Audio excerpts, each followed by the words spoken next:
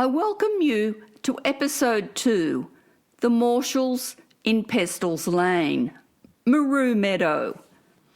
Great-grandfather Johannes Morschel and his wife Marie Karoline migrated from Germany to Australia in 1855 with 2 sons. He had signed a contract with Mestre's agent in Germany prior to migrating. Johann had served in the Prussian army. Johann worked at Etienne de Mestre's estate at Terrara, a horse stud and dairy farm. De Mestre paid for his fare. He was to work as a farmhand, gardener. His wife Marie Karoline worked as a milkmaid for 2 years. They received full board and lodgings, plus £35 sterling. They would assign 2 more agreements over a 3-year period and remained at Terrara. Their annual sum increased to £50 sterling. The de Mestre family owned land at Terrara where they had stables, farms and a vineyard. In fact, Archer, who won the Melbourne Cup, was trained at de Mestre Stud in Terrara. Their home was called Millbank House, which is opposite Terrara School. They stayed until after 1869. Then Johann became a tenant farmer at Meroo Meadow on the Berry Estate. When the estate sold off the land in 1893, Johann purchased the land he had been working with his 2 sons on the western side of the highway, now known as Boxsells Lane. He had worked as a builder and plasterer. They later bought land on the eastern side of the highway. Their eldest son, Henry Edward, born 1849, had purchased 60 acres of land at Bowlong in 1885. He moved to Lismore in 1915 and passed away in 1927. Sadly, Marie was to carry 3 children between 1851 and 53, all dying. Jocob Morschel was also on the ship from Germany, a baby, and the second eldest living son. He was born in 1854 in Hesse, Germany. He eventually married Christine Muller in 1879 at Meroo Union Church, a non-denominational church for Protestants. John Morschel was the next surviving child, born in 1856 at the David Berry Hospital. They were all living at Terrara. He married Frances Purdy on the 29th of May 1895 at St John's Church of England in Nowra. A further 7 children were born after John. 2 were to die shortly after birth, so a remaining 5 survived. George, born in 1857, Elizabeth, born in 1863, Augustus, born in 1865, and Catherine, born in 1866. The family were close-knit and highly regarded in the community. John Morschel bought his own land on the flats just beside the railway line at Meroo. Morschels Lane is named after the family where John and his sons farmed. Jocob remained on the western side of the highway. His grandson David, today, reflects on his father, grandfather and family dairy operations in Pestells Lane, where David still farms today. He originally grew up in the family home in Boxsells Lane, then moved to Pestells Lane from age 9. David has lived most of his life in isolation, some would say as a hermit in Pestells Lane. I'm lucky to have secured him for this project. I'm pleased to introduce to you David Morschel. David, thanks for coming in today. Where were you born and what year were you born? I was born in Nowra at the private hospital in Grove, the Edmund I think it was called, on the 29th of January 1947. Do you have siblings? Yes, I have a sister. She's older than me. She was also born there in August 45. And I've got a half-brother. He was born in Nowra, I presume. What's your sister's name, full name? Anne Leslie and Smith now. She's married. So. And your full name is David Morschel, yeah. What about your half-brother? He was Irvine Gordon Morschel, and he passed away 2006. He was born in 1933, 21st of March, I think. Dad was born in Meroo, on their property up in Boxsells Lane, on the 22nd of November 1896. Mum was born at Corowa, down on the Murray River, on the 3rd of March 1910. And you say when the property in Boxsells, so just be specific there. So they had a property, the front of it went from, I'll say, from the highway to Pestells Lane. 56 acres they had there eventually. They started off with 28 and then they got up to 56, got some more. And then in around 1920, I don't know exactly when, that's when they built the house near the, opposite the church. Before that they were up on the hill. So you're saying opposite the church. Couldn't you name that church? Meroo Union Church. So when you say the house opposite... Yeah, it's in Boxsells Lane on the corner. Does that house still exist? Yeah. You turn into Boxsells. Yeah, you turn into Boxsells and it's the first one on the left. So it'd be number 1, possibly. Is it the old post office? Yes. Tell me about the old post office and your history relating to that. Well, they had the post office when they were up at the other end on the other end of the property, up near Tullian Creek. They had the post office there. I don't know when they got it. They come to Meroo, grandfather, and they come to Meroo in around 1893. I think they had the post office nearly from then, and then the people down Meroo Road, they got a petition together and got it moved down to Meroo, in Meroo Road. It was too far to come up there for their mail, and there wasn't as many down there apparently as there was up, because the ones from right up in Pestells Lane, they used to come down there and get their mail, and the school kids used to get the mail and take it home with them. And Pestells Lane's a bit further up. Yeah, you get into that off Mossvale Road. It was only down there for about 6 weeks, I think, and the other ones, they got a petition up and got it back again, and the Morschels had it from then. But I don't know just when the telephones come through, but they had that as well. So you're saying the telephone exchange? Yeah, the post office on the church, and then the school. Well, there used to be a Meroo Hall down, it was opposite school, and that disappeared when they did the highway about 50 years ago. In Morschels Lane, they were grandfather's brother, that was John. When you say grandfather, what was your grandfather's name? Jocob. And he migrated when? He come out, he was 1 year old when they got to Australia in 1854. And John, he was the first one born in Australia in 1856. But there was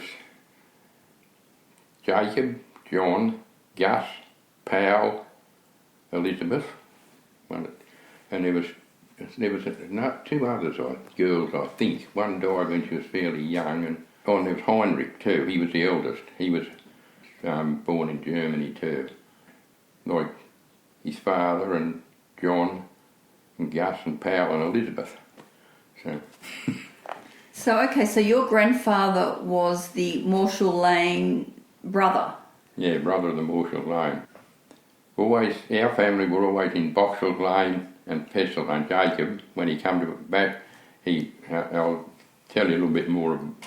When he got married, he went to Camberwarra. He was up there the first 4 children were born up there. Then he went to Back Forest, and there was another 5 born there. And then he came to Meroo, and the last 4 were born in Meroo, in the old slab house up on the hill near Tullian Creek. Did you ever see that house? No, that was gone before my time. Quite common, weren't they, slab houses? Yeah. Must have been hard. Well, there is still one in Meroo. And where is that? It's up, it's up there in Boxsells Lane, up the other way. There's people still live in it, but people don't know it's a slab house. People that owned it in the early 50s, they covered it with fibro. And that's where he used to live. Okay, so we've got this picture here, and you're saying this is Johannes Morschel. Yeah. And who is he again to you? He's my great-grandfather. His daughter Elizabeth painted that. Can you tell me more about that painting? Have you seen the painting? No. Do you know where it is? No. Did you ever go over to Morschels Lane as a young boy? I only ever went there twice, and I was about 20 or 20, maybe early 20s when I went there. And describe the landscape over there and who was living there. When I went there was only Len. He was the third son, I think, of John. Him and George, who was the youngest. They were two bachelors, and I went down to get some succoline seed from them. That's why I was there. But I only saw George. I never ever saw Len. Well, in that family, I only knew 3 of them. I never met. There was 3 girls and 4 boys. Clive, Len, Mark and George were the boys. Florrie, Lily and Reen Were the girls. were the girls. Nice names. Yeah. Big families. Yeah. There was another one that died when he was only young, I think. But I don't really know him, but I only knew Clive and Florrie and George. They're the only ones I knew. Did you go to school with any of them? I went with Clive's daughter. She's the same age as me. What was her name? Frances. She's still alive? Yeah, Frances Buckham now. And a bit sad, her husband died here just recently. Fell through the roof, and sad it was. Her brother, Mark, he lives up, their property joins ours. He's up near the Pestells Lane. I see him occasionally. So thinking of Morschels Lane, what did it look like and what were they farming there? They had a dairy. They had a fair bit of land, hundreds of acres, and actually the lane was part of their property. There was a bit of a kerfuffle over that when they were naming it. The council were going to name it something else. Tell me more about that.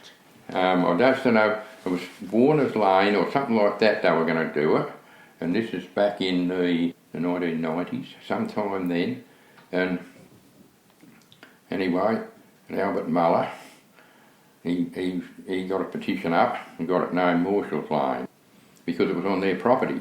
How far back it was, but they used to go down Lammons Lane, that's the one opposite Boxsells Lane, used to go down there, and the bridge washed out in the creek and they couldn't get out. So they had the property that come up onto the highway there opposite Devitt's Lane, so they made their own road through their own property. And that's why Albert, he remembered, he come around, he told Mum, I remember when they did it. When was that? It was, I don't know, just when that bridge washed out. I don't know. You know, you've named it Morschels Lane. So Shoalhaven Council, did they have to support that? Well, they were the ones who were going to call it something else. But one of the other members of the Morschel family, Reen's descendants, they used to live down Lammons Lane, and they tried to get it named Morschels Lane. The council wouldn't hear of it. Albert, he had a bit more clout apparently. So they were dairy farming? Yes, they were dairy farming in a small way. They never put in milking machines. They always milked by hand, right up till 1972. That's when Len passed away, and I think it was 72, and George, he got out of dairy in about 2 weeks after that. He gave it away. Tell me about what sort of cows they were milking and... I don't know what breed of cows they had. I don't really know very much about them, actually, because I've only was down there getting seed. Yeah, getting that seed that time. So they had a lot of land. They must have been growing grasses or... Well, they would have farmed like the other farms. They had their pasture, and they grew corn and saccharine for feed in the winter. I know they grew the saccharine because that's how they got the seed. But they had corn, would have grown corn and saccharine because that's back in those days. That was how they did it. Tell me the migration story of the Germans coming out here and where they migrated to initially and how you all spread. They come to Australia in 1854. They landed in Melbourne, but then they came up.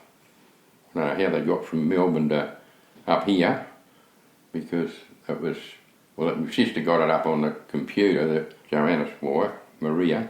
She was that sick when they arrived in Melbourne. They carried her off the boat.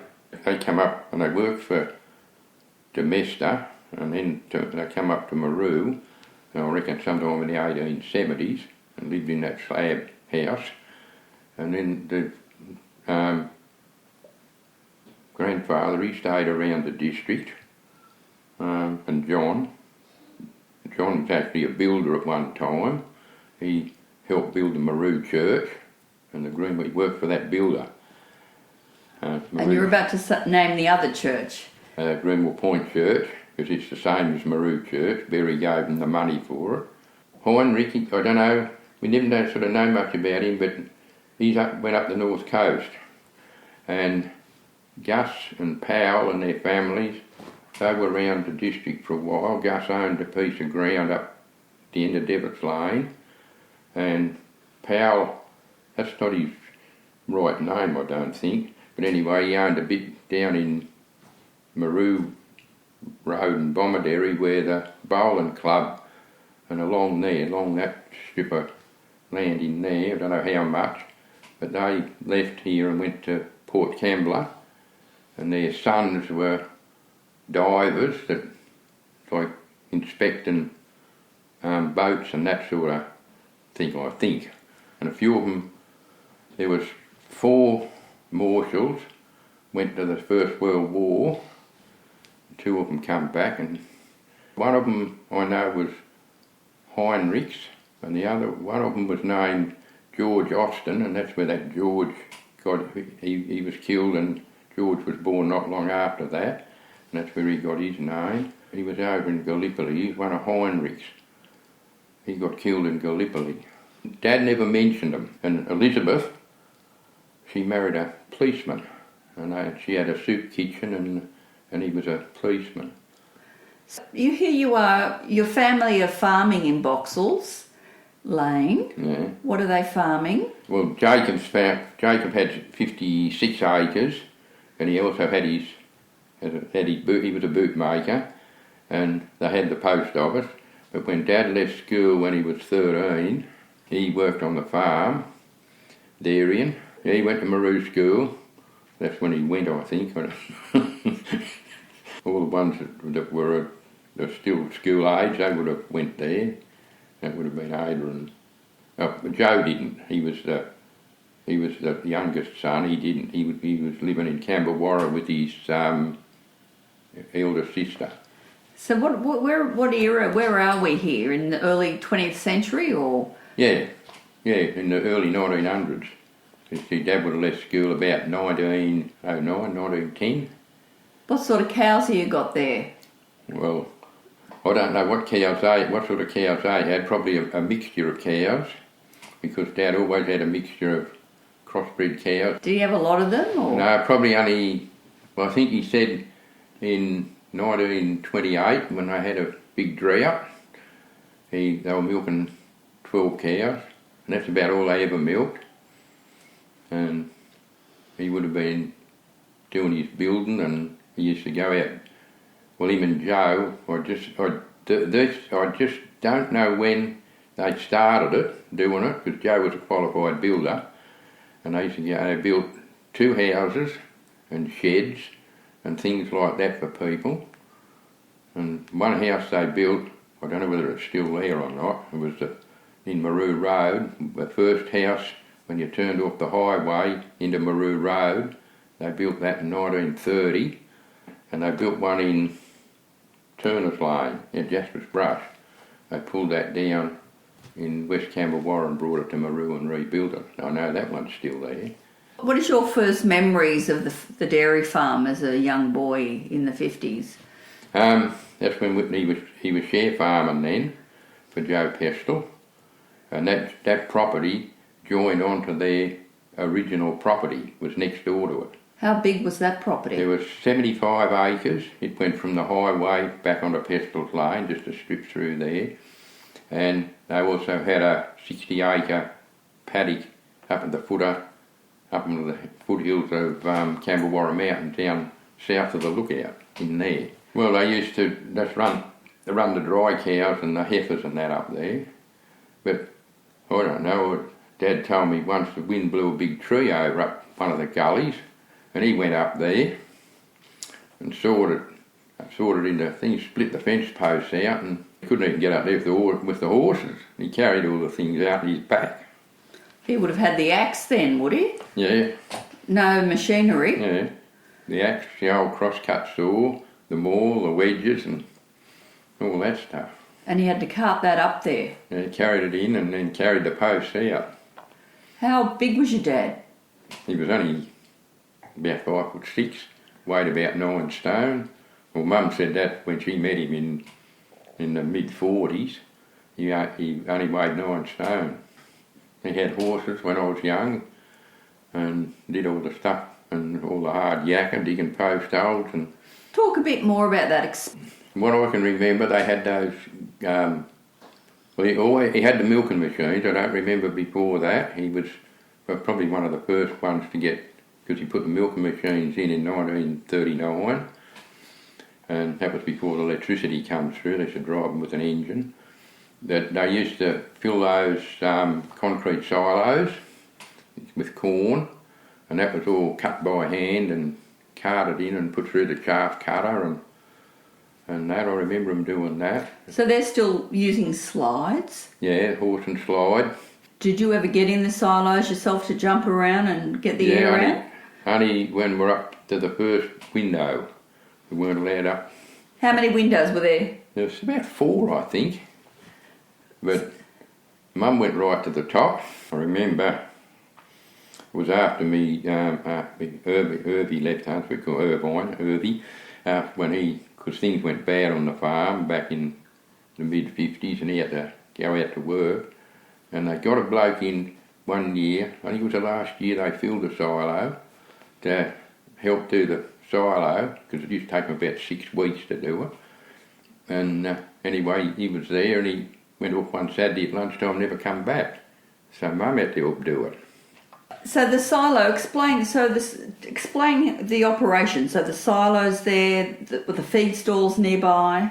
Well, actually on that property there was 2 silos, and then they had the feed stalls sort of next to it. Spent 6 weeks filling it up, and then that was for later in the winter, because they did it around this time of the year. They'd be filling it, and they also had the sacchaline, and they used to bring that in and chaff that and feed that in. I think I fed that in the stalls first, and then the corn later, if I remember rightly. Did you have the trolley going down the stalls or hand? No, some people did, but Dad always bagged it. He'd put it into bags. So I don't think Anne and me actually helped him bag the silage when he got it out. They just had a big, like a window on it, and then they had a bag chute, and they should just come down and hook the bags on the bottom. But if you had a trolley, well, that'd just sit into the trolley. But for some reason he always did it in bags, and when he chaffed the green corn or the sacchaline, he had a double bagger and it just went up the elevator and back down, fell back down into the bags. And we used to help do that when must have been 8 years old, because we left over there when I was 9. So we used to help do that, we used to fill the bags, kick the bags. Do you remember any rodents? How did you keep the rats away from stuff? I don't remember many rats over there, actually, because we always had cats. Well, it's a drier part, isn't it, that side? It's not the wet part it's not the Shoalhaven part, it's the escarpment part. We didn't, there'd be rats there, but not great plagues of them, because we always had a lot of cats. And we've still got a lot of cats. What do you feel about cats? Well, they're there. They're not pets. They're just there. They've got a job to do. Yeah. Like the accountant's wife said, we're talking about it. She said they're working cats. I like that. Do you feed them or do they feed themselves? No, I feed them. What do you feed them? Well, at the moment I'm feeding them powdered milk and bread and calf pellets. And the little kittens, I've got 4 little kittens there at the moment. I take them over a bit of porridge. It's very sweet. Yeah. We've always had a mixed herd of cattle there. And on the share farm, they milked around 40 odd on there. And it was because it was a share, you only had to milk a fair few because the boss had to get his share out of it. How does a share farm work? Well, that was a half share. There's different ways of doing it. As far as I can understand, that was a half share. The boss supplied the property and the cattle, and the farm, and Dad did the work, and there was little bits and pieces in it, who paid for this and who paid for that, but I just don't know how that bit of it, but the main gist of it was Joe Pestells, that was one, he supplied the property and the cattle, and when Dad first went there he supplied the horses, the 2 old horses, and then later on when they bought the tractor, Dad had to pay for half the tractor. Is that the name of the lane? Yeah, that's where it come from, because Joe was on that side. When, like you come up Pestells Lane, up from the highway up where that overpass thing is, you come up there, he was on the right hand side, Tom was on the left hand side where we are now, and Tom was married to Dad's sister, and that's how we got the property. Who did Tom Pestells marry? Minnie Morschel, Dad's second eldest sister, and Tom Pestells was a Boer War veteran. He went to the Boer War. And also his brother Dick, who used to be a policeman, he went to the Boer War as well. So I found that out just recently. So do you think it might have been named because they were servicemen? No, just because they lived there. I think that's how they named it. Like Boxsells used to, well, according to what Dad told me, where the Boxsells Lane is, that wasn't always Boxsells Lane. That had a different name. Boxsells Lane was the one that's Elliott's Lane now. And Graham's Road, well, Graham's lived up there, where Richard Boxsell is. They lived up there since the year dot, I think. Yes, I've seen that on the original map. They had quite a bit of land up there. Yeah. Well, we've got an old photocopy of an old map, 1836, and it's got Mrs. E. Graham on it. Another little bit of information about the Yes, Pestells. please. They used to live up in West Camberwarra before John Pestells, that's Joe and Tom's father, because he had the property that Dad used to share farm on, Joe's property. He used to live there, and they used to live up in West Camberwarra, and there was a film made on that property in 1968, Adam's Woman, and that's the property that used to be Pestells' property. Limrys owned it. How did you get on with the Pestells? Well, I only knew Joe, got on all right with him. He used to live next to Meroo. When he retired, when he got off the farm in 1925, he lived in that house that's next to Meroo School, that white house that Duncan's owned now. So you'd go and visit him, would you? Odd times. He used to come over to the farm nearly every day. He'd also go and see Minnie, because Tom had died, he died in 1940, so he used to go over and see Minnie because that was his brother's widow. Did they have children, Tom and Minnie? No, they didn't have any. Joe had one daughter, and she lived in Sydney. What was her name? Molly. Actually, her name was Margaret Mary, I think. My sister found it. She was known as Molly. She was married to Rob Wilson, and they had 2 daughters, Margaret and Patricia. Sort of knew them because they went to private school, the Presbyterian Ladies' College, because that's where Molly went. They used to come down to see their grandparents a week earlier than when we were still going to school, because they went to a private. They'd come down to the school to fill in their time, and you might be there in the morning, and then later on they'd go away. But So tell me about some of your school friends. Can you remember who taught when you went to school? There was one teacher there, C.J. Debenham. He was the main teacher, but when I was in second class, we had a lady teacher, and she only had the kindergarten first and second class. That was Miss Walsh, and she belonged to her parents used to be out in what's Jasper's Brush Road now. They used to live out there. She was only there for that 1 year. That was in 1954 she was there. There was only the one teacher again, C.J. Debenham. Well, they said he was there for 24 years, and he was finished up in 1960, so it must have been there 1936 he must have come there. Well, there was only 24 kids there altogether, so... Who were the families? Yeah, there was, of course, John Martin, of course, he was there, because he's nearly as old as me. Boxsells. Richard wasn't there, not his brother and sister, they were there.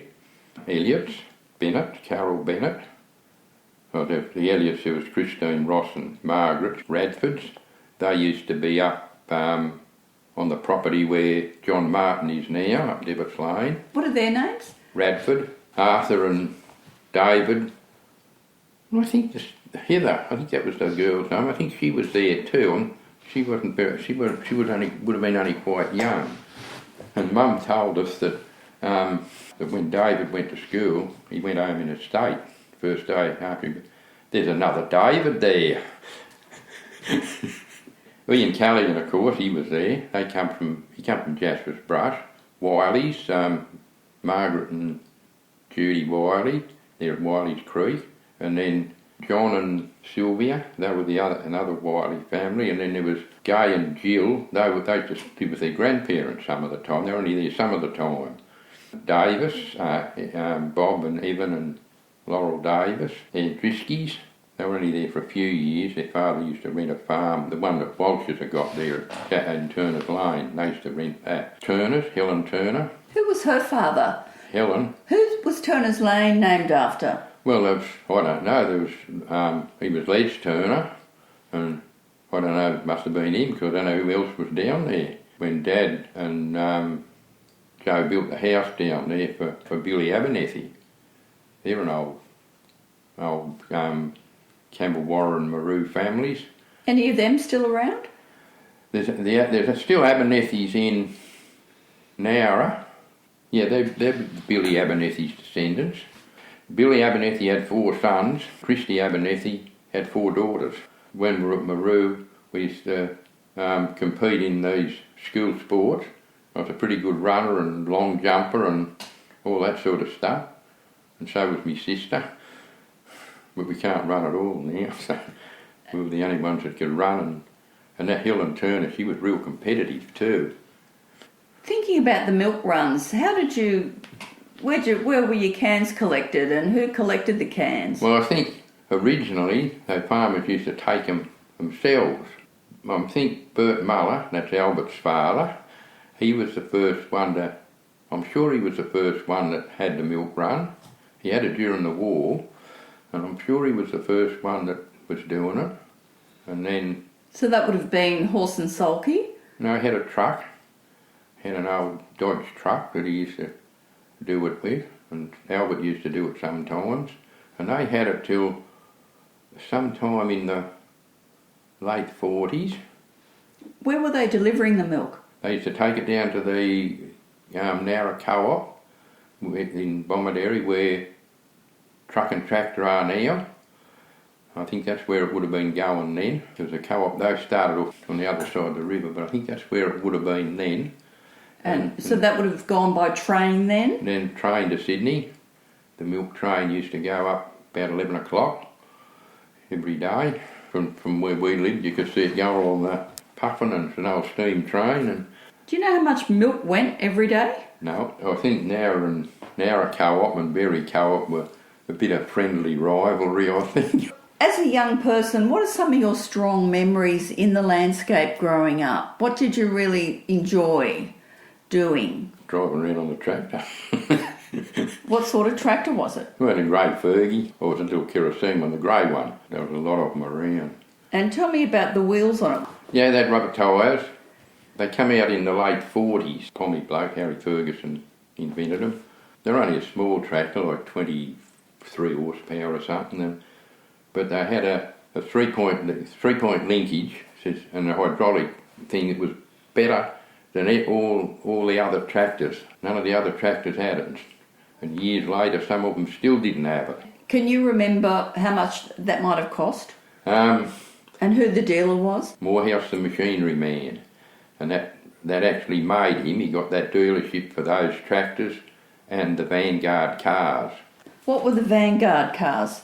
They were a Pommy English car, and they had the same motor as the little tractors.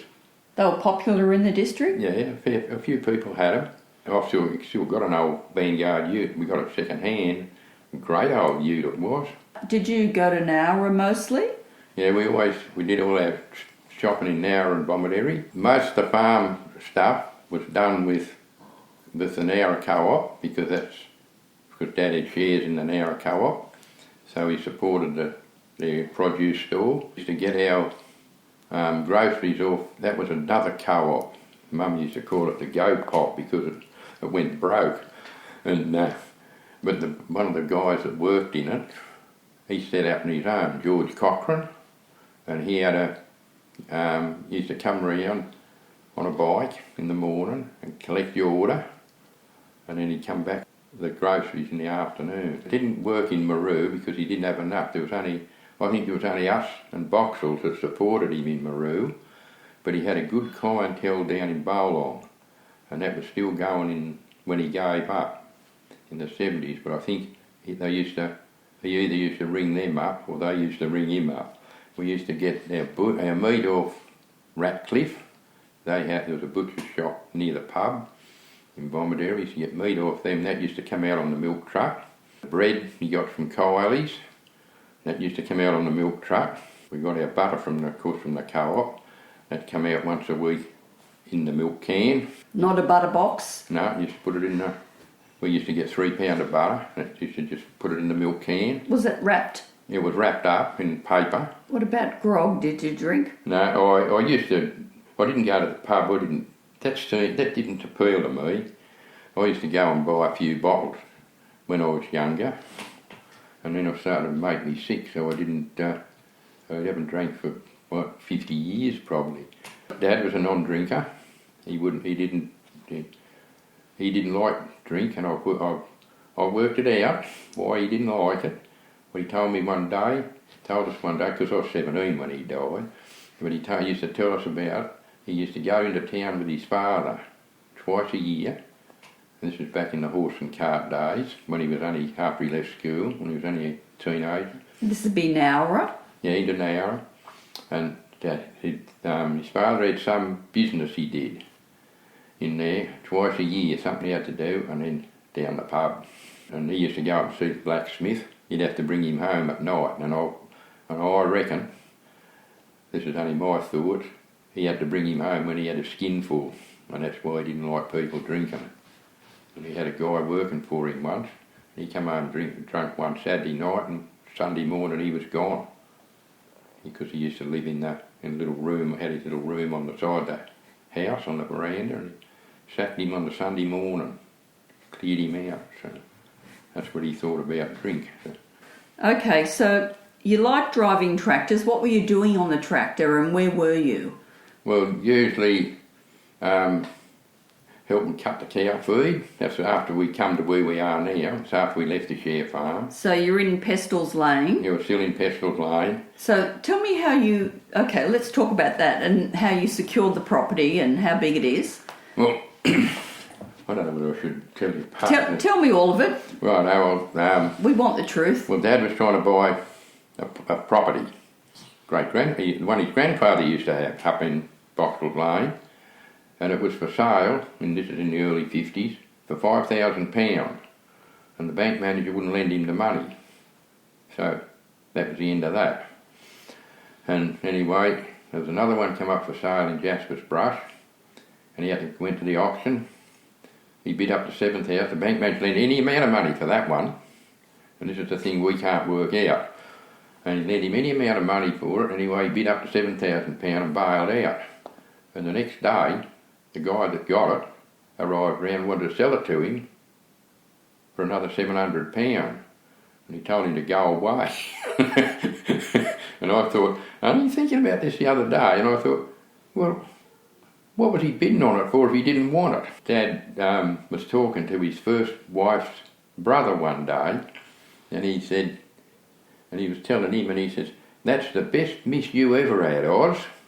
So I don't know what was on about that property. And anyway, then Minnie, his sister, she come over one day and said, "Don't worry about looking for a farm. I'm going to leave you this one." This is how trusting he was. He was going to go there because she wanted to stay there in her house, and he was going to build another house and the bales and do everything. And Mum said, "No, you're not. Someone can come round," because she was getting on in years, "come round and charm her up or whatever, and she can leave it to anyone she likes, and we've lost everything." So they did a different thing on it then, and he paid a deposit, and then used to just pay her the interest, like rent, like that. That's what she lived on. But anyway. So that was the arrangement? Yeah, that was the arrangement, and then when she died he would have got it, but she lived longer than what he did, and so it didn't work out quite how it was supposed to, because he had died and he left it to Mum, and then she'd left what was owing to Mum and my sister and me and Irby. We all got a little share out of it. So it didn't sort of work out quite as... How did your dad pass? He was, he had these tumours, and he was crook for about, he was really crook, and it's come on to him fairly sudden. It was in 1962, and Mum reckoned he wasn't well, and he anyway knocked him down just before Christmas on 62. He went to see the specialist in Wollongong in March 63, and he didn't come back. They shoved him in hospital and operated on him, and anyway, and I'm still cranky about it, not real happy about this, because Mum rang the hospital to see how and the sister or someone said the operation was a success. So you think he was going to be all right, but she had to ring the doctor up a couple of days later, and he informed us that he only had 6 or 12 months to live. And he went about 12 months. He died in March 64. Yeah. How did that impact the family?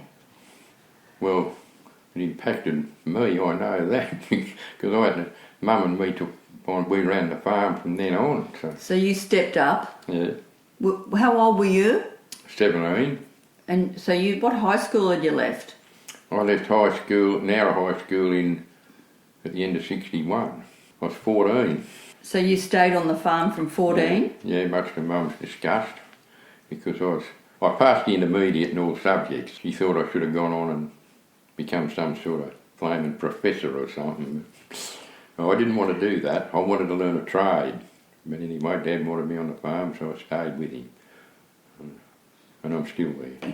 Well, Mum she did the financial part of it, and because the business was in her name, and we sort of shared the cattle breeding part of it, and I carried on farming the same way as what Dad did for years. You took on your father's learning. What was that? How did you run it then? And what changed? Well, I started off, he was growing pasture. That was different to what he was doing on the share farm, a bit different. We didn't have the silos, so we just grew crop and made hay, grew saccharine, and we grew corn, and we used to grind the cobs up and feed to the cows, like the grain. Did you store it? Yeah, we used to just pull the cobs off and chuck them in the shed, and I was there for 12 months, depending on how good the crop was. And then I grew saccharine and used to cut that in the winter time and throw it out in the paddock. Sort of different to what he did over on the share farm. Well, so you're saying he was chaffing up there, and he was on the share farm. He was chaffing, but when we got where we are now, he didn't do that. He just grow the saccharine, plant it thick, so it only had little thin stalks, and then we just chuck it out in the paddock, and that's the way he was doing it. And I kept doing that for about 5 or 6 years. And then I made silage in a pit, dug a big trench in the ground, I grew corn and did that, did it different. And then I'll give that away. How'd you cover it? With dirt? Yeah, with dirt. I'll give that away, and I made hay, and I just grew pasture. And I worked out how to do things, like they used to have this solids not fat test, and you always had, most farmers had problems with it in the autumn and the winter. And I worked it out one day. We never had problems in the spring and the summer when we had plenty of grass. So I've got to get that grass growing in the autumn and the winter. And I set about doing that. And that's when I completely changed the farm and practice, working that out. When I worked that out. How did you sustain the grasses in the colder weather? I used to put a lot of fertiliser on, and I started doing it early in the year, like around this time of the year, end of January, February. And it's a bit of an art. You put it on and you get the grass going, and you keep the summer growing grasses off, like the paspalum, because that's what we had then. That was the summer, and you'd keep the ryegrass, and that'd come up, and that was the art in it. How would you keep the paspalum out? You just keep chopping the top off it, keeping it down. And what fertiliser are you using? I used different mixtures, proprietary mixes, and then I was talking to an old guy, farmer, and he says, we use, there was this super potash mix, K13 they used to call it. We use, make up a mixture, a 2-to-1 mixture, 2 bags of that to 1 bag of nitrum. That was a nitrogenous fertiliser. The other, the pasture 13, that was super and potash. And he said, we make up a mixture. Oh, I'll try that. That was cheaper than the proprietary mixes. Who was that gave you that advice? Horry Blissett. Where were they? Well, they used to farm out in Berry, then they were in Meroo, and they're up in he went up to Albion Park. His son's still up there actually, Horry's. But when he told me, he was pally with the guy that owned the Joe Pestells, that eventually bought Joe Pestells' property. And that's where I sort of, when I found out, I just happened to be talking to him one day, and he told me that. So I don't know whether he was living in Meroo then or not. Come back, he was there for a while, and then I don't know where he went. He sold out, but anyway, they used to farm up in Albion Park. So just getting back to that, so tell me how that was working with what were you growing? Pasture, ryegrass, clover, and stuff, and I. Was it improving? Did you notice any difference? Yeah, because I put, I used to top dress every time I used to strip graze the paddocks, and I fenced the farm. Well, I hadn't altered it all, but I altered to what Dad was doing, and fenced it different, and had some of it done, and I had small paddocks, and they only lasted 2 or 3 days. I'd eat them out in 2 or 3 days, and I would slash them and top dress them every time I fed them off, which was every about a month or 6 weeks, and that was from January till about August, September. I didn't do it over the summer because I didn't need it then. I had enough, And how was the milk production? Well, I got it going pretty good. By the time I got all that working good, and the other thing I did, they used to, we got rid of the bulls, and we used to use the AI. We had a mixed herd early in the piece, and we used to, whatever, say it was an AIS or a crossbred cow, that one looks like it's got a fair bit of AIS in it. We'll use a Red Bull on her. That one, it looks like it's got a bit of Jersey, a fair bit of Jersey. We'll use a Jersey, and that's what we're doing. And the Friesians, all the different ones. So you're breeding with the breed? Yeah, staying with that breed. So Illawarras you're breeding, you're keeping the breed, you're keeping the Jerseys. Yeah, and the ones that we thought were the crossbred ones, well they look like the Friesian or whatever's a bit dominant in them, we'll stay with that, put that over. Anyway. What was the methodology behind that? What was your thinking? we'll save having crossbred cows. We could do it. And anyway, but any cows I bought, I always bought Friesians later on. Before that, I used to, if I bought any, I'd buy red ones, or usually red ones or Friesians, but I went to the Friesians, and I eventually ended up with the Friesian herd.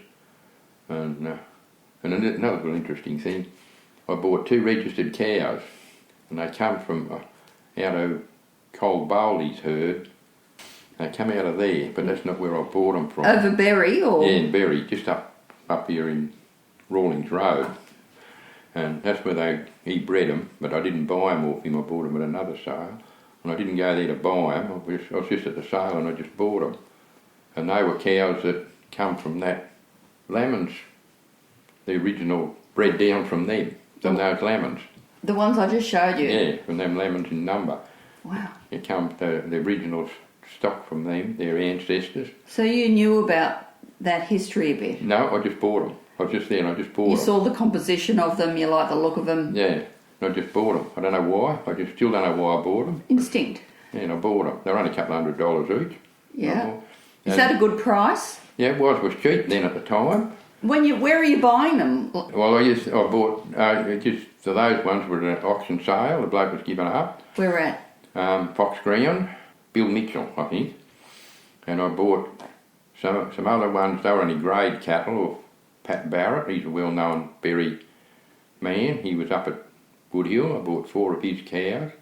And I bought 2 off when they used to have a sale yard in Berry. And this is back in the early 70s.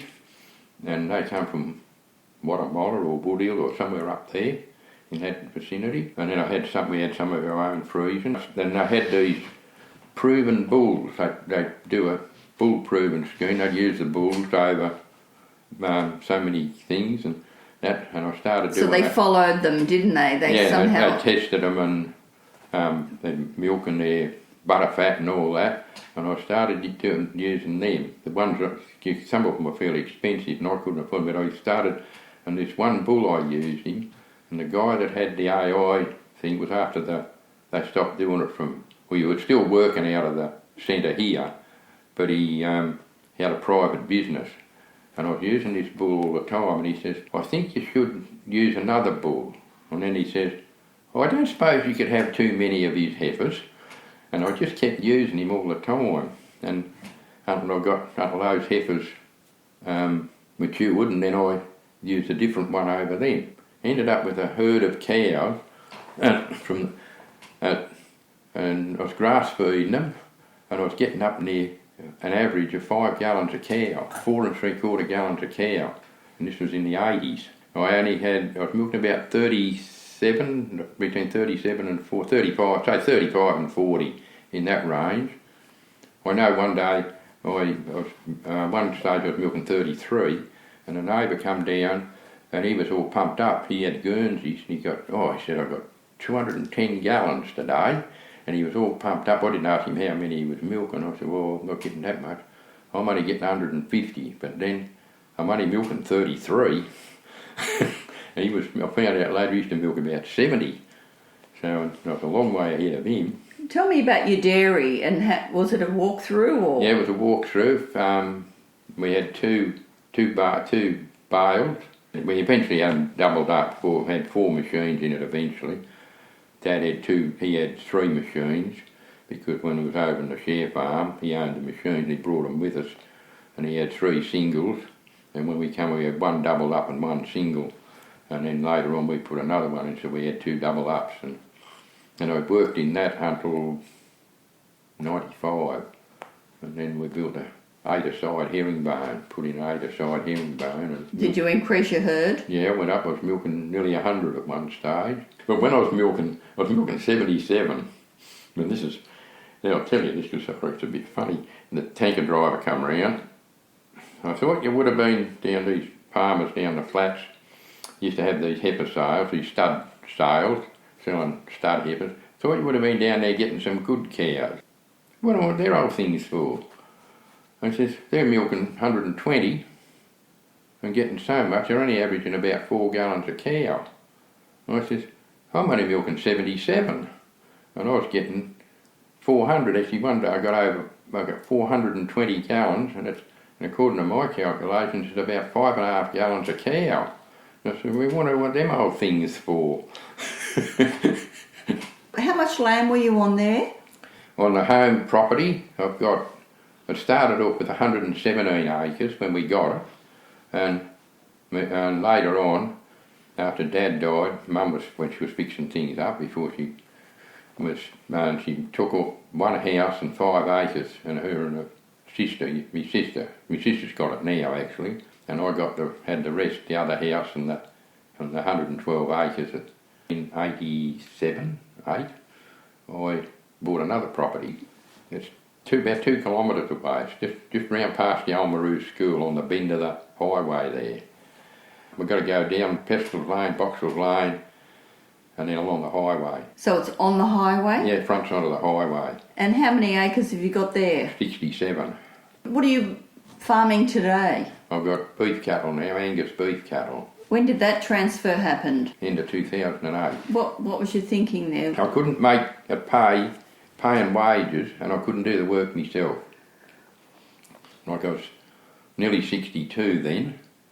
If I would have been 30, I would have done it, because I milked from 64 till 94, 95. I did it on my own all the time. I employed a bloke, put him on, he was an apprentice, and I went out. I wanted to have a go at, I used to do a bit of contract work, but I wanted to do a bit more of that, and that was the idea of employing someone, but it didn't work very good. I didn't make any money out of it, and I was doing too much, and I sort of got sick, and then I wasn't well, and I had to put the guy off because it wouldn't pay, couldn't make it pay, and the last 4 years I was on my own again, but it was killing me. Anyway, I gave it away and ran the beef cattle in, and I'm still doing it. And I've got myself into the pickle now. I've got too many of them. How many you got now? I don't know, I've lost count of them. So are they at both properties? I've only got a dozen on one property. On the highway property, there's only a dozen there. They wouldn't get fat at home, so I said, well, I'll put them over there and leave them there till they do get fat. I've got about 150 at home, I think. What are they eating? Grass, just kaiku, that's... Is that naturally grown? Yeah, well, it's taken over the whole farm now. And it's not just the home property, I've got about another 100 acres of Mark Morschel's place, my cousin's place, up the joints onto the back. I've got 100 acres up there as well, but it's a lot of rubbish in it too. Is that near Pestells? That's on the end of Pestells Lane. Where was the water supplied? Town water? No, we still haven't got town water. On the home place, I have on the highway paddock, but on the original farm, we still haven't got town water. We've got, Dad dug a little dam up in the paddock, and we used to gravitate it down, but it didn't work in the dry weather, so we used to pump the water out of the creek. What creek's that? It's a branch of Abernethy's Creek. And you still have to resort to that today? No, before he died, we put a pump on. We're still getting it out of the creek, but we had a pressure pump down at the thing. Before that, we used to have to go up with the tractor and pump the water and ground it into a tank and then gravitate it back. But when he was crook, before he died, he got this other pressure pump and put it on down the dairy. What sort of piping are you using? Well, the original one was all steel pipe. Well, that bit of it was poly pipe. Later on, in the 1980, I got a big dam dug up in the gully. That was when things were good. It started to go good because I had a good supply of water, and it was dry weather when we did it, but it started to make a bit of water, and we got a storm not long after, and got a fair bit of water in it. It was all muddy and everything. But I used to siphon that down into the creek and let it settle out and then pump it out. But when I got that going, and I put water troughs around the paddocks, it really improved because I had a better water supply for the cattle. Before that, they just had to drink out of the creek. It's tough times. And then and then in the 90s, there's this wet soak up in the top corner, nearly the highest part of the farm. And I was on about it when I was 15 years old, because I said to Dad one day when we were up there, I says, we ought to dig this out. And he says, you can do that when you take over.